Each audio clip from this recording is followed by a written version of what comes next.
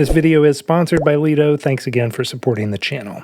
We're going to bulk combine multiple PDFs into Excel automatically. We're going to take stuff like this right here. I've got a couple invoices, 2 PDF invoices that are invoiced to different vendors, and we're going to extract the data from both of them into a single PDF. I'm going to use a tool called Lido. I've been using Lido for stuff like this for a long time. At its heart, it is this spreadsheet interface, which will be familiar for anyone working with spreadsheets. You can entitle it up here at the top. And then the big difference between Google Sheets and Excel is we get this extract data button right here. This is kind of the thing that makes Lido unique. We've got all different sources that we can get data from. We're going to use a PDF in this case, and we're going to come over here to those 2 web design invoices, and I'm just going to upload them both. What happens first is Lido is going to analyze the data right here, and it's going to pull in what it thinks that I would want to see from these invoices. And it's usually pretty good about this. I'll show you how you can add and change the columns though if you need to. It's got vendor name, invoice, date, description, quantity, and amount, which is kind of the standard issue stuff that you want to see in something like this.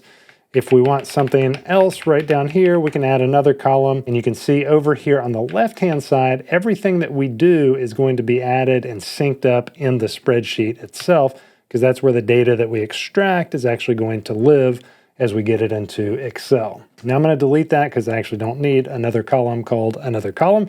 And we are going to look at the next thing, which is extra instructions. You probably don't even need this. I typically will leave this blank, but if you have specific instructions for the AI as it extracts data, you can definitely enter those down in here.